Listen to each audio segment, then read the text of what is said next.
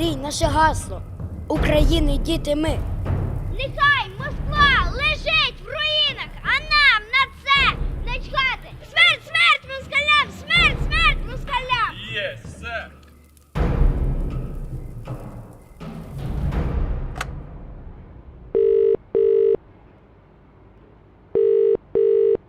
Hello. Hi Spike, how are you? Yeah, I'm good, thanks. So I'm looking through the documentary you shot for us in Ukraine. Basically, I just wanted to ask if you could take me through a few things. We're looking at these kids at camp, right? Like singing around a campfire? This is a summer camp for children run by a military battalion on the outskirts of Kiev. Summer camps in Ukraine are common, but this one is much more extreme. The kids spend a week on the camp. They learn patriotic songs, they receive firearms combat training, and they participate in combat reconstructions.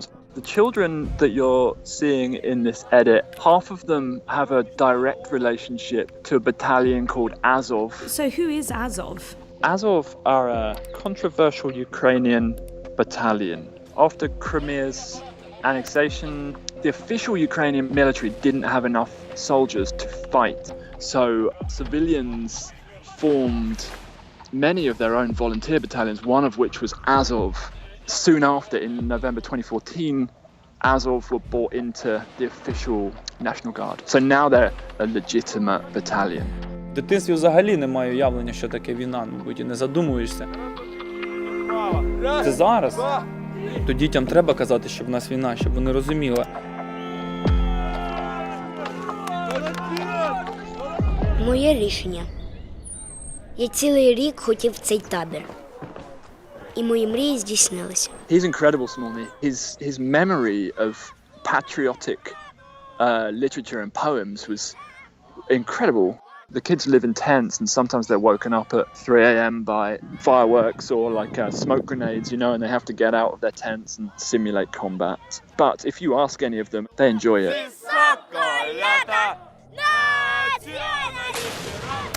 These guys saw action, right? Who were they actually fighting against in that like archive footage? They are fighting Russian sympathizers. It's not Russian army, it's Russian rebels, I suppose, or perhaps even Ukrainian-born Russian sympathizers. Я не лівих взглядів, я не комуніст. Я не нацист, не фашист. Я націоналіст своєї країни.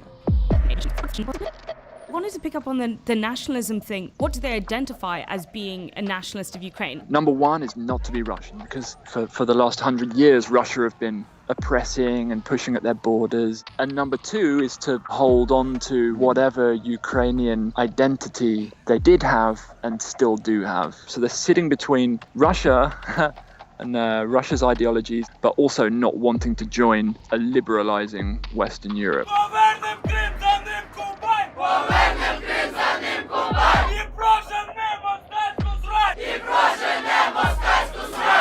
Те ж саме ми хочемо привити до дітей, щоб вони любили Україну, щоб вони її не споплюжували.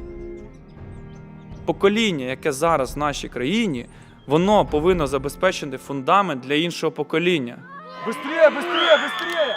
And did you get a sense that people like approve or don't approve of these camps? The idea of the Azov camp specifically is less popular depending on who you speak to. The Ukrainian public offer them some gratitude for the work that they did in 2014 in terms of saving part of the east of Ukraine. But their ideologies are radical for the rest of Ukraine. They don't like immigration, they don't like foreigners.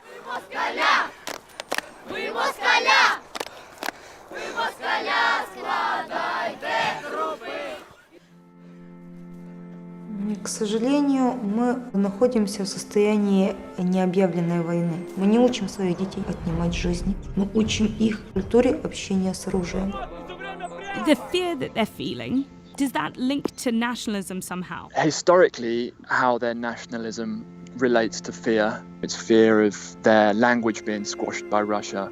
It's fear of their land being taken away by Russia. Is there an argument to be made that these camps kind of are stoking the fear or providing a solution I mean, it's difficult to say, isn't it? If the children didn't go to these camps, the children wouldn't have such a deep idea of Ukraine-Russian history. But then I guess if the war came closer, would they be hindered by that? I don't know.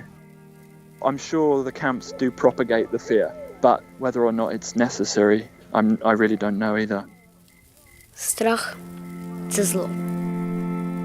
Страх – це чорна смість, яка доводить людей до сказу. I think we've got everything, Spike. Okay, good luck. Speak to you soon. Bye.